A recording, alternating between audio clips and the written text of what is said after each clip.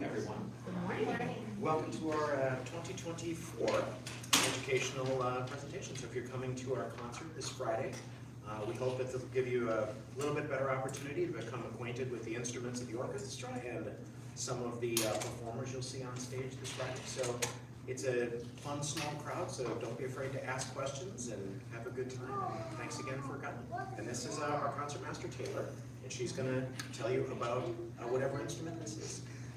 Hi everyone, welcome. Thanks for coming today. Hi. Like Dan said, my name is Taylor, and I play the Is that a violin? violin. That's right. Yes. I actually violin, and I use it sometimes. You use it sometimes. That's great. Yeah. They make all different sizes of violins. So yeah, this is a full-size violin. And basically, when you're about 10 or 11, you can have long enough arms to play a full-size violin, and then you just keep the same size from then on. But when you're a little bit younger, they make all the way down to a 1/18 size violin. It looks kind of like a Christmas ornament, yeah. But it does exist, yeah, really small.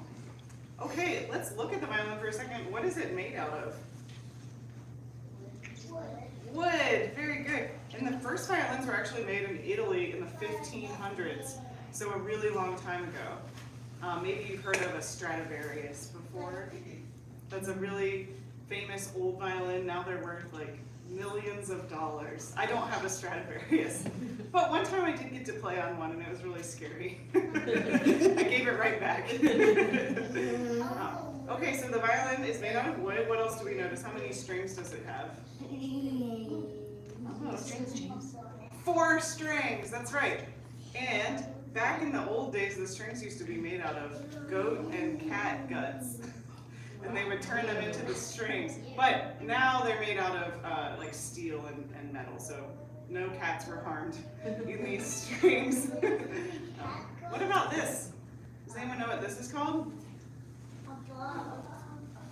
A bow! That's right. And it used to kind of look more like a bow and arrow, but now it looks like this. So it has changed a little bit over time, and it's made out of wood and horsehair. Very good. So again, the horses were not harmed. They just got a little haircut on their tail, and it was cleaned up, and we used that. So lots of interesting things about the violin. It is the highest instrument of the string family. So it can play, this is our lowest note. This is our highest note. Ooh. Very high and squeaky. And in the orchestra, the violins live over here on the left side. So if you come to the concert and you sit in the audience, you can expect to see all the violins sitting over here on the left side of the orchestra. We're actually the biggest instrument family in the orchestra. Violins can be anywhere from like 16 people to 32 people in the orchestra. So we make up a lot of it. Okay, so I thought I would play you a couple things so you can hear the violin. I guess I'll tell you, I started violin when I was 10. So when I was in elementary school, I had an orchestra class at school, and I started in that orchestra class. And I actually found an old fiddle in my grandparents' attic that my great-grandfather had played. He was a fiddle player from Wyoming. So I thought, great, I already have a violin, I can join orchestra, and then of course we had to get it fixed up and everything. But I'm from West Virginia originally, and we also play a lot of fiddle there. So I thought maybe I could start out first by playing you a fiddle tune. Feel free to dance if you want to.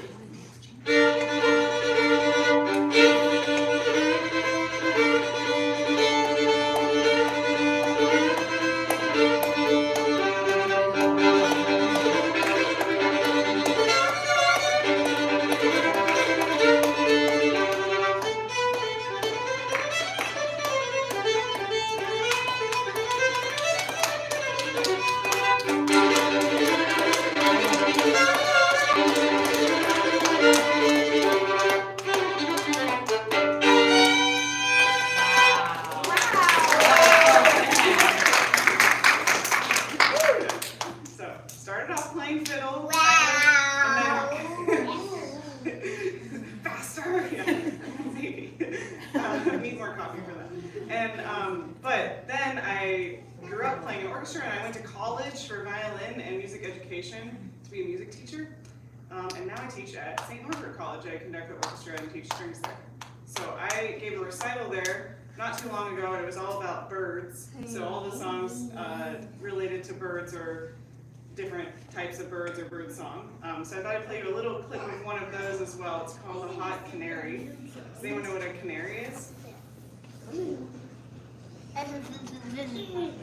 It is a bird. That's a great guess, yeah. It's a little squeaky bird.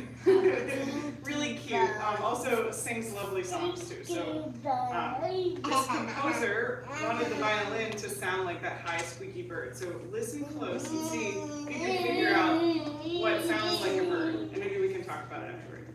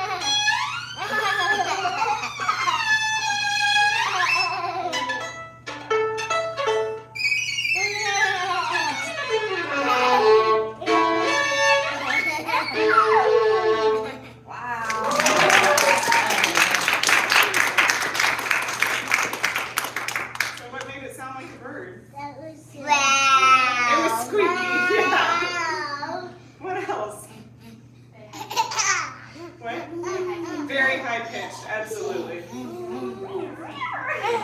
It did the wee woo. Yeah, so it used some little slides. It's called glissando, the fancy music word. It also used harmonics, which means you put your finger down, just touch it. Makes really high sounds, which is definitely interesting, and if you're not in the exact right spot, it doesn't work. Yeah, good. Any questions about the violin? Because we have another string instrument here too. Yeah. What are you using this pedal for? Oh, that's a great question. So I was reading my music off an iPad, and when I hit the foot pedal, it flips the page for me. That's fancy. Yeah. You know. Some composers write really long pieces for the violin, and we don't have time to flip the page in between, so I just, flip the page with my foot. Have you ever played an electric violin? I have, yeah. They're pretty fun, too. It feels different, though.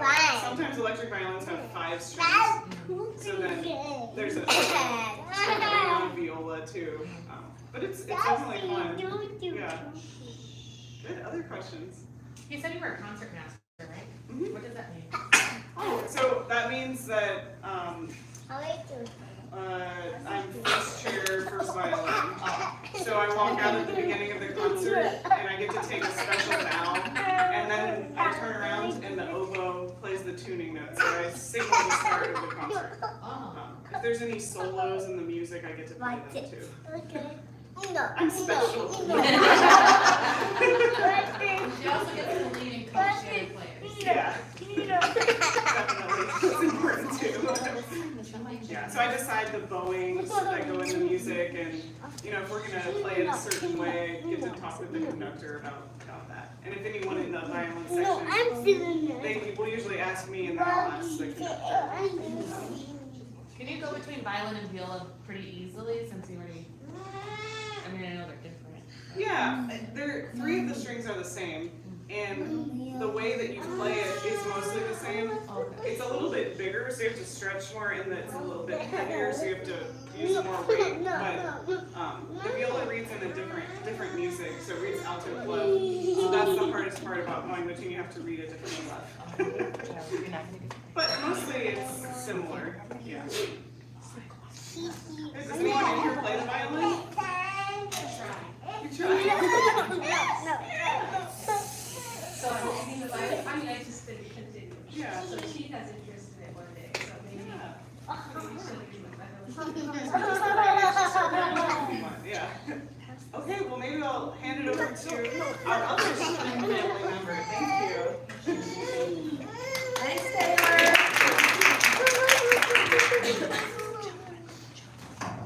And this is a bigger violin.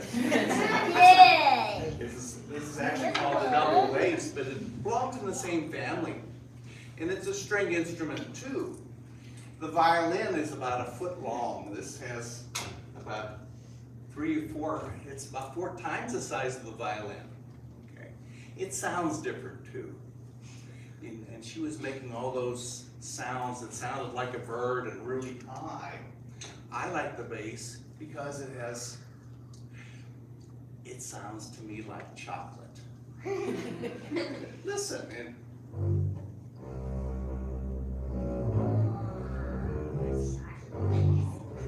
it's rich like chocolate. It's dark like chocolate.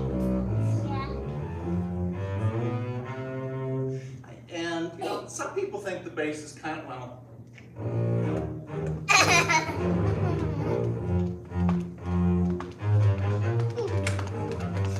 it's like an elephant, but I don't think so. I think it's because I get to play all different things. I can play it sweetly.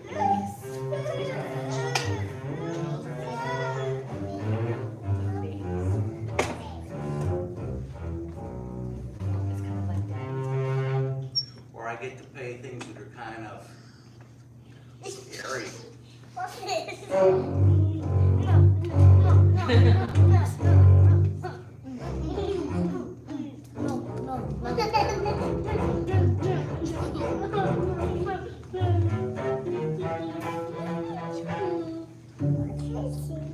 Okay, the baby shark. So I get to, and you'll hear that the bass can play things with the bow, just like the violin. Really low.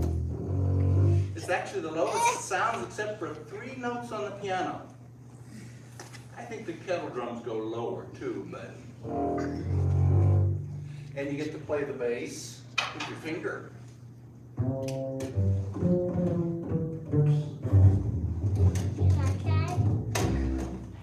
And the bass actually gets to be a rhythm instrument too, like the drums.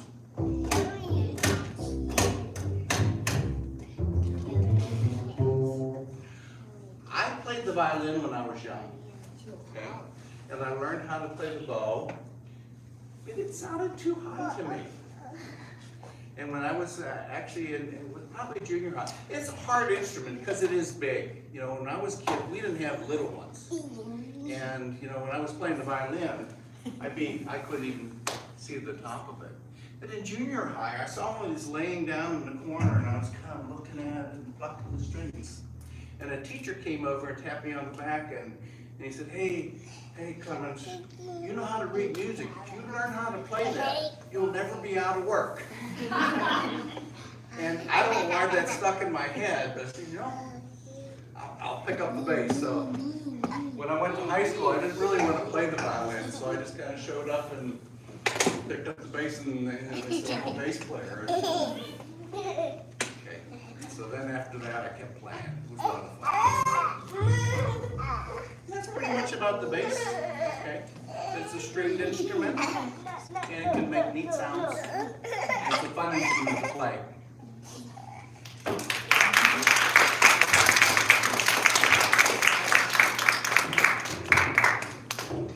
Can you hit like you say it was kind of percussion sometimes, can you actually like hit the bass and not the strings to help with percussion, or is that not There allowed? are people that play it because the bass has, the body actually has lots of sound.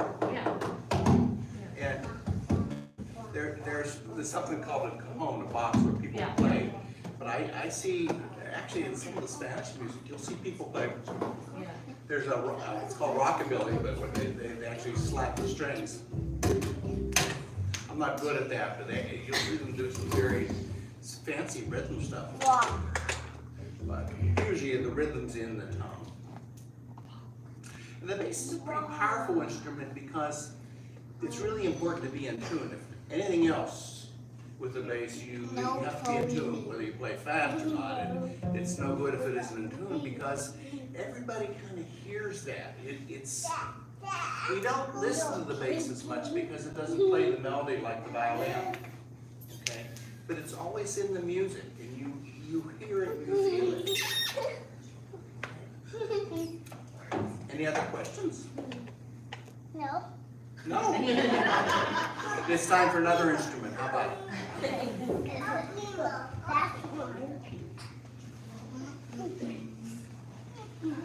I'm Lynn, and I play. The Toodaloo. Oh, come on, you guys know. Whoa, this has been, for some reason, flutes are really well known. You know, a lot of bands have a lot of flute players, and when I was a kid, like so many of us, I found a flute at my house, and I really wanted to play. I think I was bored one summer. I was about 10, does this sound familiar? And I'm like, Mom, I found a flute, can I do that? And my mom was a flute player, so she showed me all sorts of things. I started with just the head joint. And there's a hole in it that lets you blow across. You can sort of think of it like playing a pop bottle. It's not really the same, but it's a good analogy. So to make the sound, you blow the air across instead of into the horn, and it will split the air, and then there's physics involved, and then it works. And in order to change the pitch, you want your instrument to be longer and shorter because there's nothing here. There's no slide, there's no finger to make the string shorter and longer. I can do it by like plugging at the end.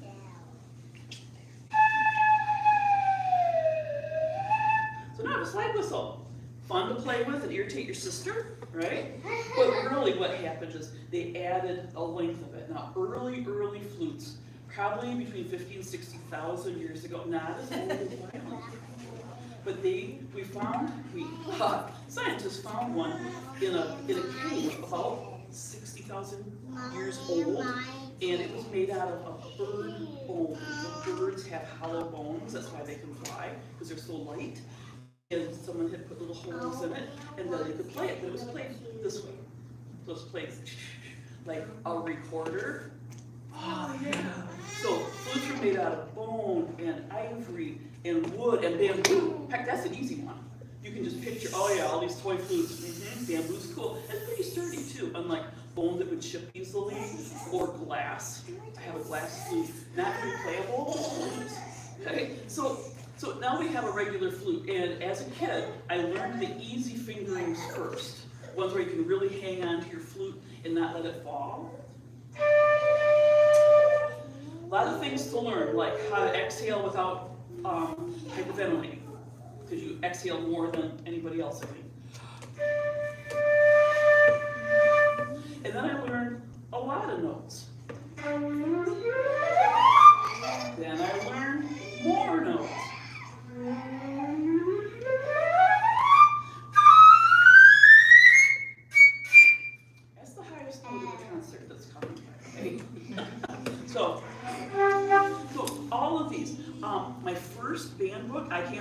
I dug last night and found it. Oh my gosh, it was like 50, oh, it's $1. And one of the first songs we learned to play, oh my gosh, was, does it have a name?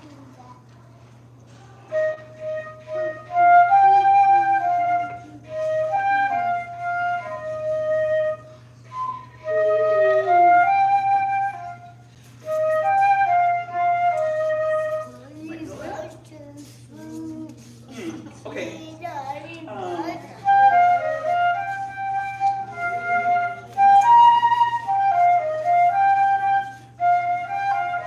That really only uses 5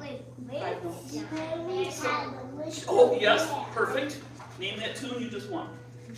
So by the end of the blue book here, we had learned a lot more notes, and we were up to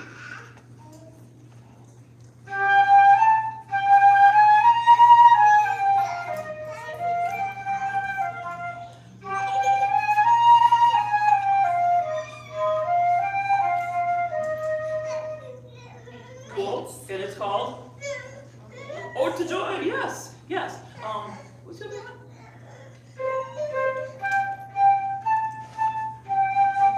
Shout it out.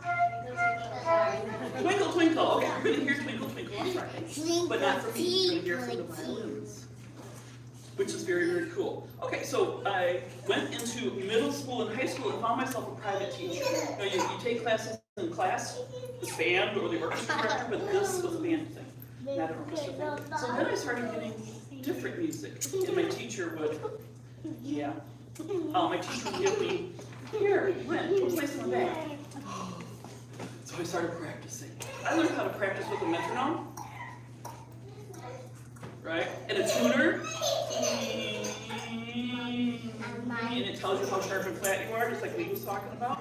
And then I learned how to do things that were harder.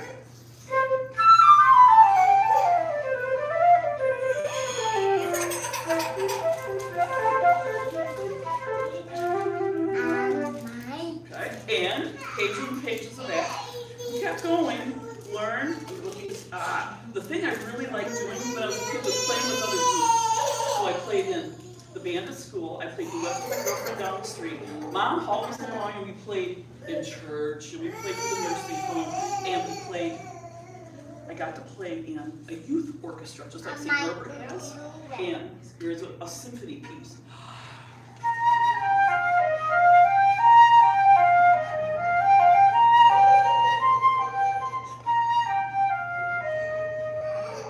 It's one of the melodies from a piece called Morning. Can you feel the sun coming up? Hopefully without falling. Okay, so you're playing, you learn stuff, you go to a teacher, then you get to learn the fancy things. It's called a trill. Isn't it cool? It's a tremolo. Trills are like 2 notes next to each other. Tremolos have a bigger jump.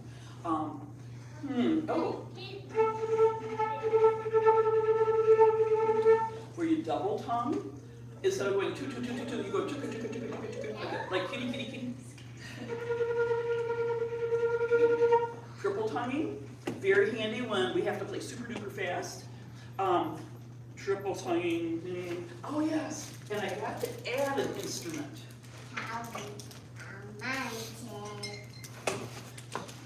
Because now I was in the marching band, so I got to add, what's this one? Shout it out, come on. I think you said it. No? Piccolo. Yeah. So this is half the length of a flute, so it means it plays twice as high. There's your physics again, right? All right. That's the lowest note it plays.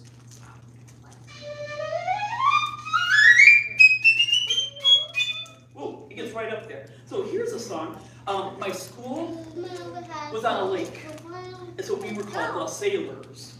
This is, I don't know if we sail, but we swim a lot. Okay, so this is a hornpipe, often associated with sailors.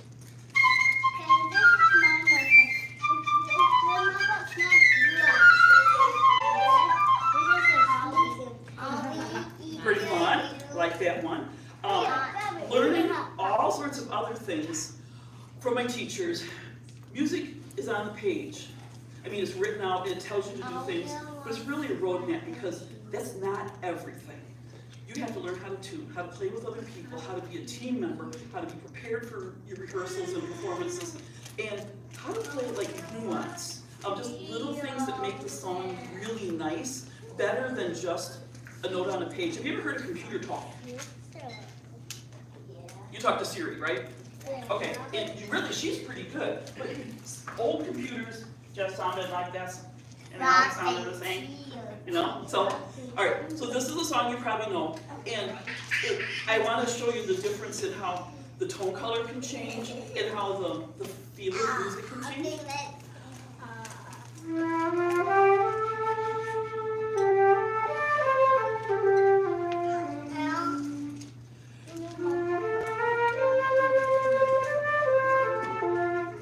Sorry. And this just sounds just very smooth and velvety, or it can get shiny.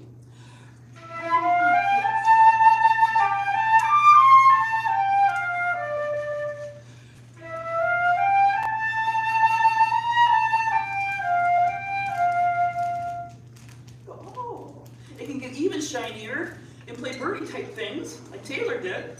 They're pretty crazy. This is just a really fun song that you, I think you're going to hear it. Are they playing can-can? Is someone playing can-can on Friday? No. Okay, well in that case, it's just a fun piece.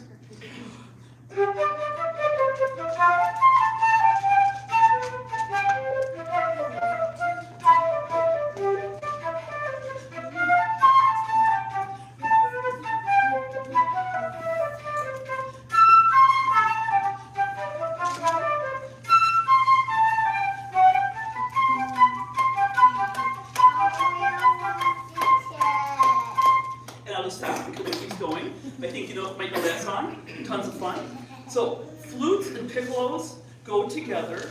You usually don't play just one or the other, you play both. Piccolo's even higher than most violin notes. So it's the high one, and the bass, string bass, is the lowest instrument.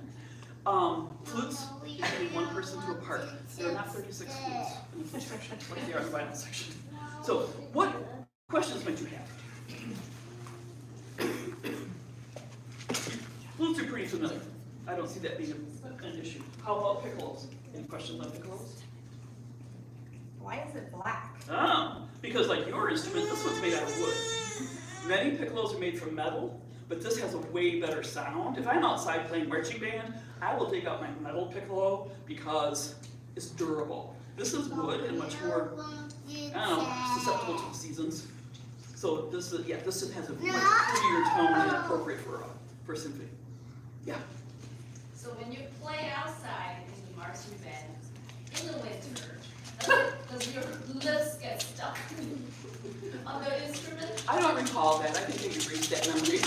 No, actually, the latest I ever played both marching band or outside in winter was probably just like October, and it was cold, but it wasn't snowing. None of the time. So, and other I choose not to the rest of the time. So, yeah, I think theoretically, yeah, I can still play. I don't do that. If I licked my lips, right? I'm not going to do that. And this doesn't seem to me. So. Why is that called piccolo? Ooh, I don't know. That's a good one. Google. Ask Siri, she'll figure it out. Yeah. Why is this called a flute? Actually, block flute was the original. Well, it was in the history of flutes, which was the recorder. And you can still buy things that are called block flute, but it's German. Okay, because they invented the key system and all that. So flutes used to be this way. And then in box time, they started going this way. Okay. Is the favorite music identical? Ooh, for a while. Okay, so as you get higher, fingers become a little more sporadic. So even on a flute, there can be as many as 5 or 6 different possible fingerings. And on piccolo, because of intonation, you just figure something out. Okay. Yeah, there are standard fingerings, but they get kind of fancy when you get really, really high. hopefully you're not here a long time. Most flute players can just jump over and play, and then when you get to be like a specialist, then you work harder to make things perfect.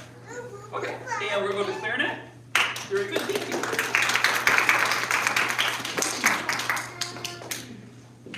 Good morning, everybody. My name is Timberly, begins with a T, just like Kimberly. I didn't make it up, my parents did, so don't ask me where it came from, because I don't know.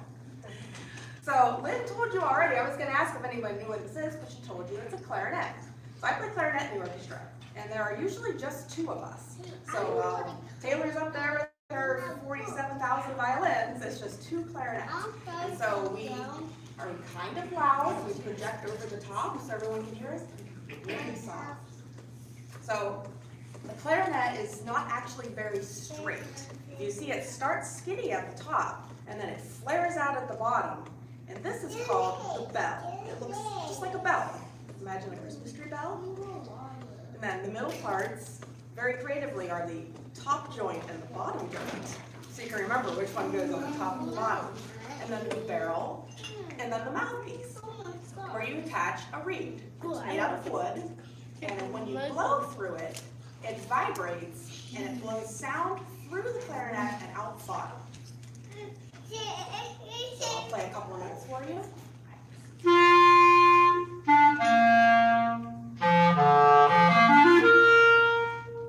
And if you play fast air, it's loud. And if you play slow air, it gets quiet. Here's some fast air. And slow. So you can get super soft and super loud. And if you start slow and get fast, you'll hear it get really loud and then really soft again.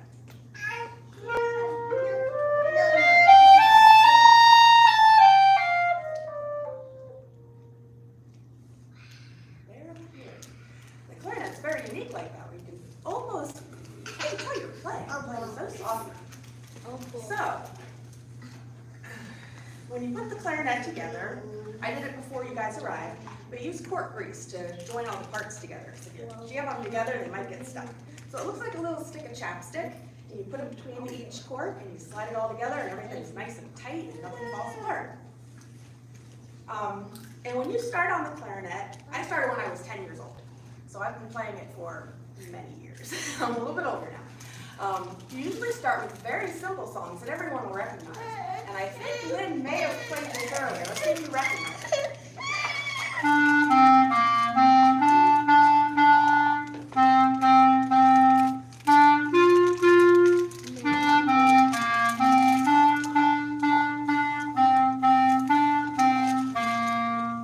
You remember that one, right?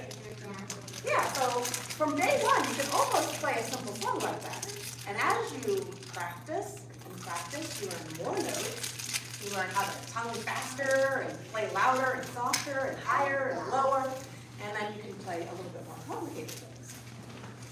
So, but the goal always is to make it sound nice. So you don't want to just play really loud and raucous, although you can. It'll make a lot of noise and annoy your parents at home. You want to always sound very nice. So whenever you go into rehearsals in the band room or the orchestra room at school, you just have a very pleasing sound. Everyone says, "That's nice. Did you practice at home?" And you say, "Yes, I did. I practiced for 10 minutes a day." Because sometimes that's all you can play at the beginning, because you're trying to build up your lips and your muscles, and you get tired if you play too long. So just play 10 minutes a day, and you work your way up to 15, 30. And when I was in college, sometimes I was playing 4 hours a day, so that was a long time. Get a little bit tired. And so you practice at home, you learn all your music, and then you come into rehearsal, and you're very prepared, and you know your parts, and you listen around you. So I sit right behind Lynn on flute, and I listen to Lynn, and I try to play and match what she's playing, and we play together, and we line up, and everything's in tune. It's very nice. But half the battle, learning your own notes, and then learning what other people have, and listening. So whenever you're in the audience on Friday, and you're listening to the orchestra, listen, when you see Lynn in the center, look for me behind her, and see when we play together, when we're playing different. And sometimes I'll be playing with Lee on bass, because the clarinet goes very low. And sometimes I'll play off with Taylor on violin, because the clarinet goes very high. It's actually kind of fun, because some instruments are just in the middle, but clarinetists to do it all. So I want to show you a couple of things that we're going to be playing that you'll hear on Friday. So in Romanian folk dances, in the second movement, I have a solo. And I just want to play a few notes for you, and then listen on Friday and see if you remember.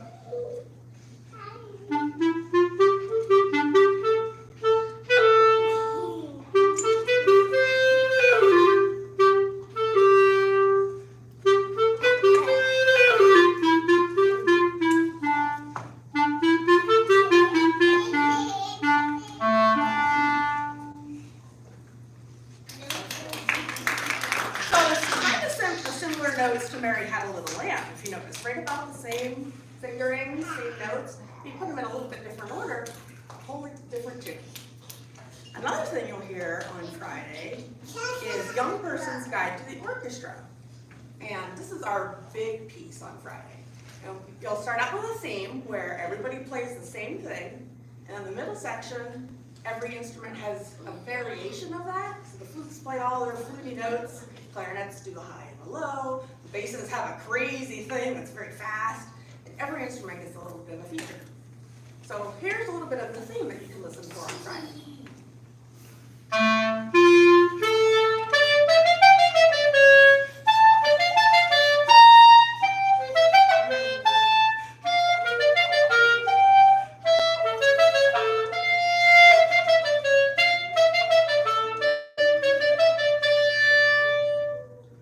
That was very loud, and the whole orchestra plays that together. So everyone's playing the same notes, a little bit of harmony, even the drums and the percussion and the trumpets and the tubas, everybody has that same rhythm together. And then, something very unique about the clarinet, in addition to going very low to very high, in the orchestra we get different roles. So sometimes we get to play the flute. It's a nice melody, it's very beautiful and soft, and sitting over top of the orchestra. Sometimes we're very low, we'll play with the basses. Sometimes we're playing with the trumpets and you can't hear us because the trumpets are very loud. But other times we get to play exciting solos. So this would be a solo that I'm going to be playing on Friday. You'll get to hear it. If I can find the right page, and I just did. Okay. So in all of its dances, right at the very beginning, listen for me, I have a solo all by myself.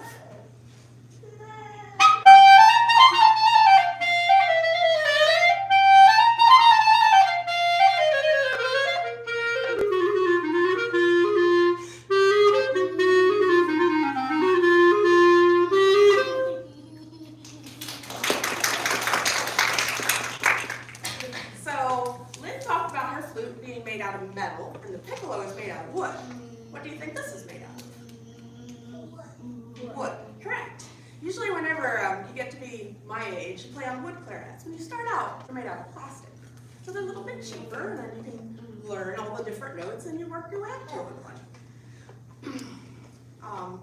I also brought a couple of different clarinets. So this is a B-flat clarinet, and it's what you'll normally see in band in high school and you're in school. And the orchestra also has an A clarinet, which looks the same. It's just a little bit longer. So you swap the mouthpiece, and then you get to play in a different key. It's very interesting. It's kind of the only, I think it is the only instrument in the orchestra where you just get a little bit longer, have the same fingerings, but you play different notes.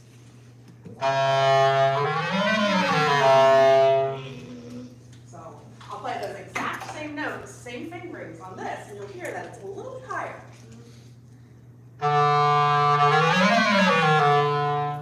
Just a little bit.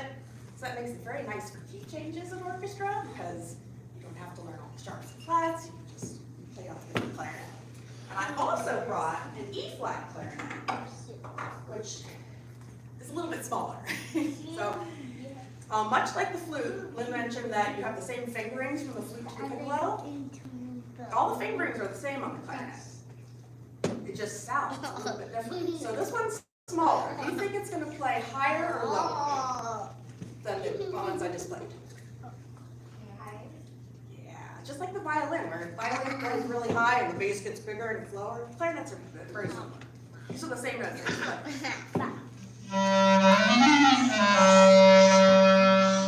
So those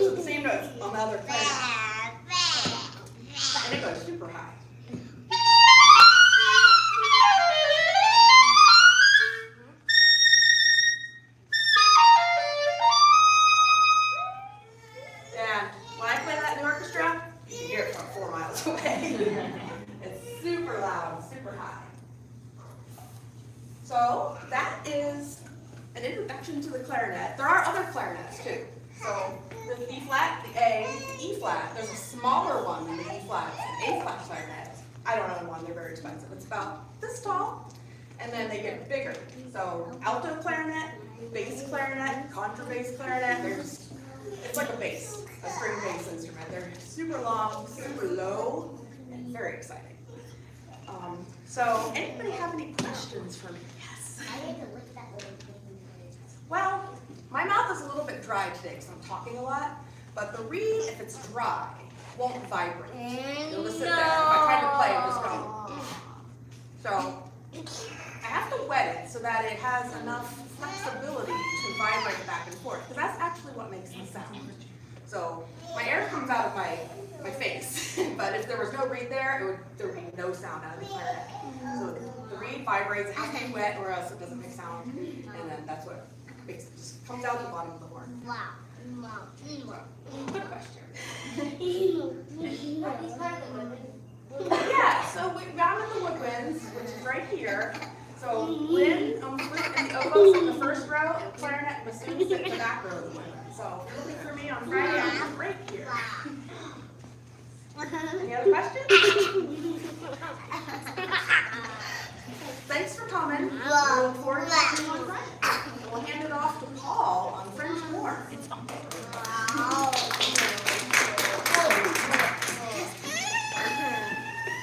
My favorite one. Well, hello. I'm glad to be here to share with you the instrument I get to play in your orchestra. I'm a member of the brass family. There's no wood involved anywhere. No reeds, no plastic, it's brass. It's shiny, that's just to make it pretty. It's coated with silver or nickel, but all brass instruments make the sound a little differently than woodwinds and strings. The only thing that vibrates in this horn is me, my lips when I put them there. There's nothing really in the horn except the air inside of it that moves. So making the sound in a little different way, and there aren't as many keys, and we're not putting our fingers on the strings to change the pitch higher or lower. What we do is we add and subtract little chunks of the horn with these valves on top, or rotors as horn players call them. But as the length of the horn changes, when you add and take away little chunks of the tubing, it makes you able to change notes. So you have to use your lips and your fingers to make different sounds. Now the French horn is the weirdest, I think, of all of the brass instruments, because it's really longer than it needs to be. Trumpets are roughly the same range as horns, but they have a much brighter sound because they're made to be that way, really bright and lively and standing out, but a horn is made really long so that it has a tone that's more dark and mellow. So a French horn sounds like this.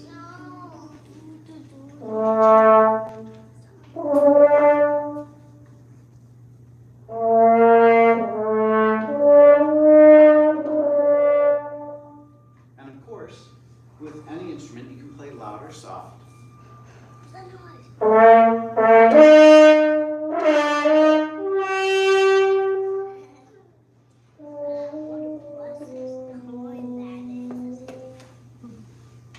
And all of those skills that you develop as a musician are part of being a musician. It's not just mastering your instrument, but like everyone else said, working with other people and learning to listen and play the way you're supposed to is what makes it so fun.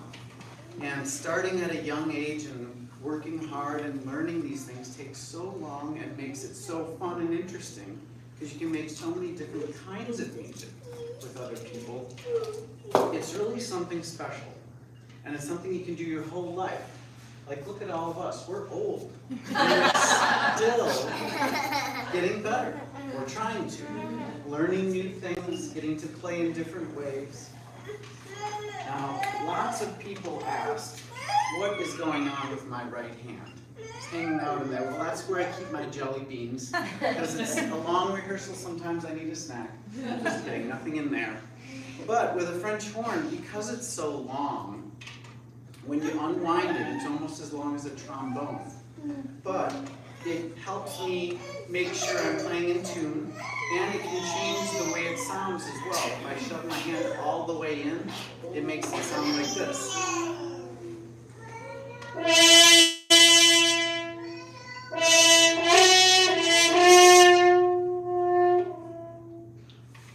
Or I can change the tuning if I go in and out. You can hear it go up and down.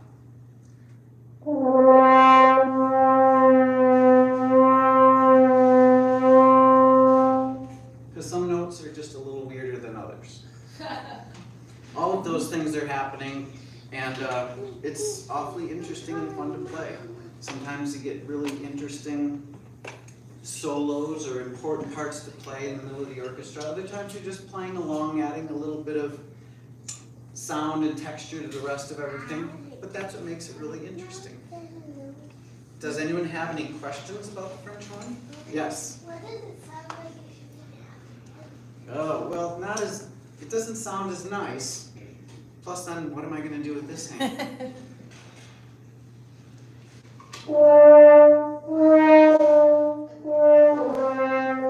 Compare that to.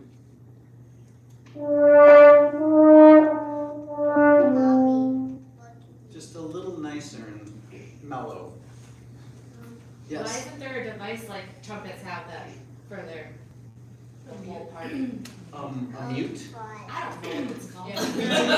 We do have mutes for the French horn as well. Because like, why don't you have like a device like that so it's in your hand? Why is this Well, time it's easier to adjust with your hand because it can change from note to note and depending on the piece and how it's supposed to sound. But there are mutes, things you can shove in there to make it sound a different way. We have those too, it's just not very often we need them. Anyone else have any questions? Yes. How long would the French horn be? I think it's almost 20 feet. I think it's 19 feet if you unwind it. So what's the purpose of it? Sorry? So what's the purpose of it? All the wandering? Oh, well, it'd be really inconvenient. You keep poking into other people on stage if you ever had a 19 foot. It's just to make it convenient and handy. How do you clean it? Well, actually, most brass instruments, you can just give them a bath. You have to make sure that it's dried off properly and put together with oil and slide lubricant, all of that stuff once it's clean. But it's a lot more durable and not as finicky. You'd never put your violin in the bathtub, I imagine. No, that'd be a bad idea. But a brass instrument, there's not that much on it that can go wrong, and sometimes it just gets dirty, full of little scrub. Just clean it right off. Yes? Well, air mostly. You can use a towel on the outside and you blow through it. And you can take all of these slides out so that it's easier to clean the bits inside to let the water off and have things dry. Yeah, it's condensation actually. People think it's spit. It's more fun to say spit. But it's condensation because the horn, all of this metal is kind of cold. So when you breathe through it, when you blow through it, the warm moisture from your breath condensates. Just like when you breathe against a cold window in the wintertime, you can see the steam from your breath. Same thing in a brass instrument. Anyone? All right, I'll move right along to another brass family member. So, back, Dan. This is a exactly. So also a member of the brass family, so all of the things that Paul told you were in fact the truth, and the trumpet in fact works much the same way. So it is made of metal, and nothing on it vibrates of its own. I have to vibrate in order to get notes to come out. Like Paul said, I have valves, and they're a little bit different than on the horn. On the horn, when he presses down his key, there's a mechanism that turns to let the air go through all the different pipes. When I press this down, there are holes inside here, and then air goes through these tubes, and that's how we can change the pitch. And the reason we do that is, and you may actually be wondering, well, gosh, you and Paul only have 3 things to press, and the flute and the clarinet had something for every finger and like 18 things for the pinkies. And if you saw the bassoon, you'd see there was like 9 different keys for the thumb. It's craziness. And that's because without them, there's only there's a series of notes we can make. And if you want extra credit, the fancy name for it is called the harmonic series. And so I can go from low to high without using any of my valves. I can go.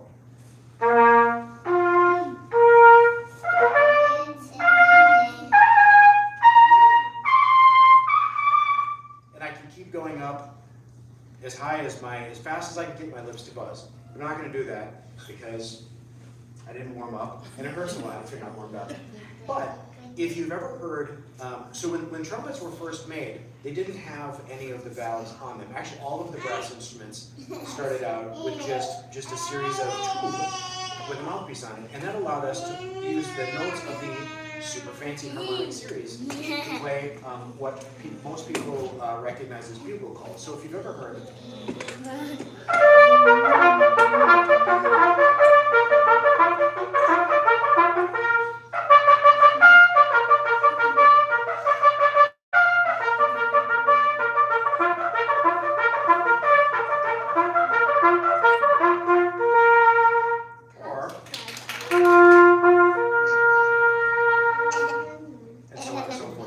So all of those things, and there's hundreds of those, but after a while you kind of want to play the notes in between here and here. And so without, I can sort of kind of fake it.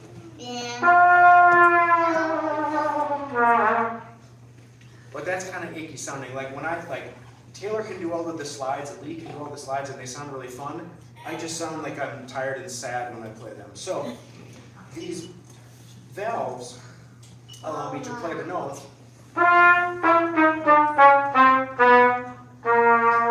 between the notes I would have if I didn't have valves. So that allows us to make things much more unnecessarily complicated than they need to be. So now I can play.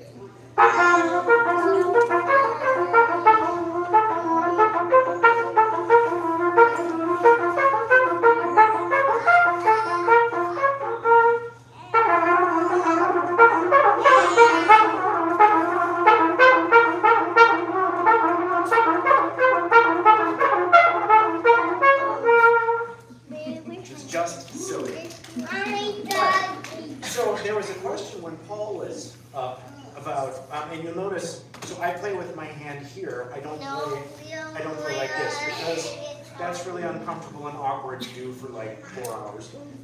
So we can change on the trumpet the sound that we make by sticking things into the valve, like, and they are called mutes.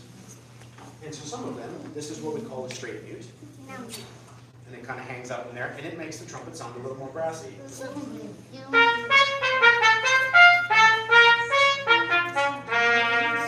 It doesn't change the actual pitch of the notes, but it changes the way they sound.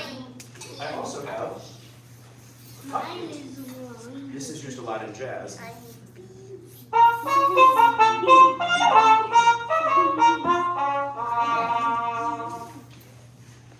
And I have a super fun mute called a Harmon mute. That's actually a twofer. It has this little stem. So I can play like this.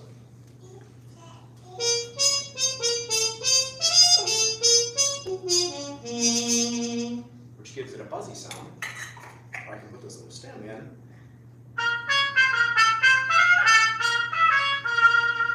And then I can pretend I'm like Paul.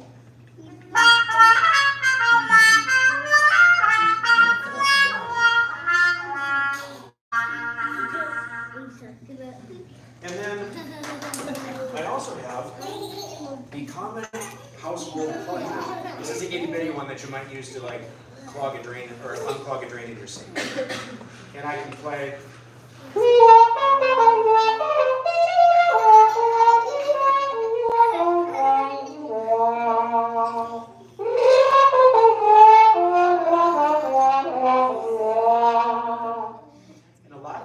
Players are trying to figure out how to change the sound, and in this way, almost make it sound more like the human voice. Almost kind of sounds like somebody like singing the blues. Yeah, yeah.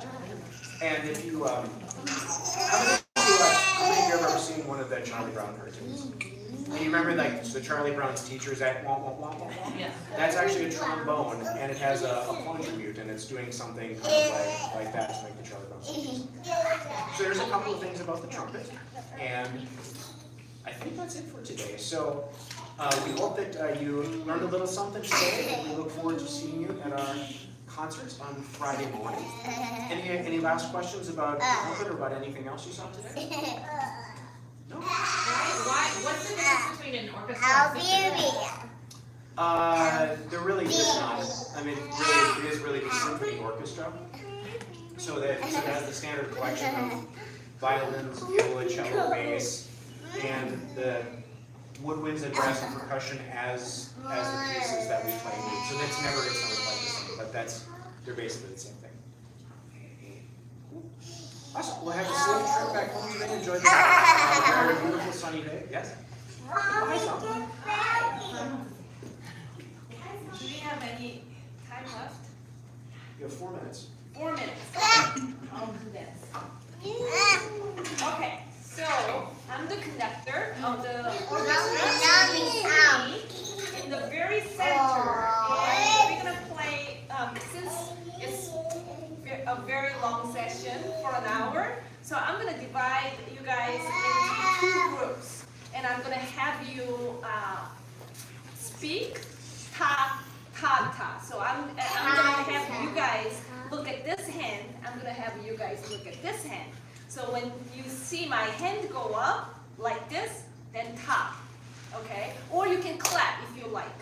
And this part, if you can follow me, ta ta, okay? So ta, ta ta, ta, ta ta. So whenever you have to look at me, this means speak, and if my hand is down here, then stop. Don't speak. Okay, so let's see how you guys are doing.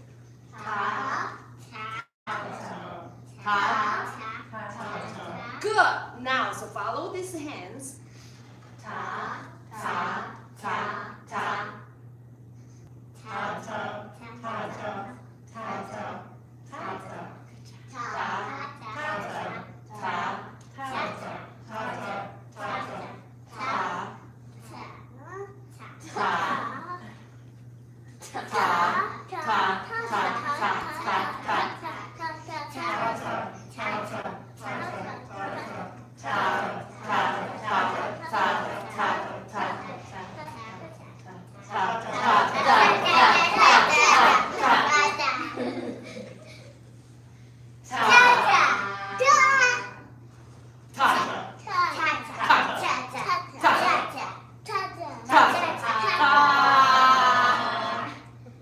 Very nice. So, okay, now we're gonna apply that to a song, Twinkle Twinkle. You all know this song, right? So, can you follow me? Twinkle, twinkle, little star, how I wonder what you are above the world so high. Like a diamond in the sky.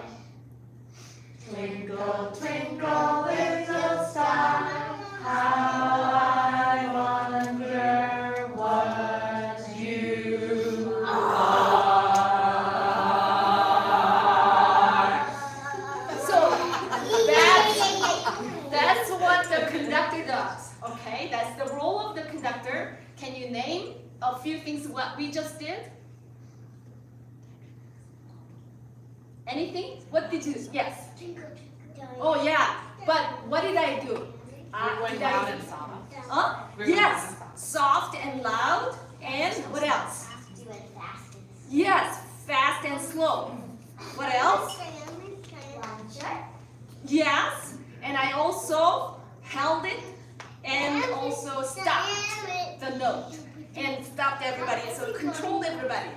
Because we have so many people, 60, 70 people in the orchestra, the conductor's job is making it one, as one unit, okay?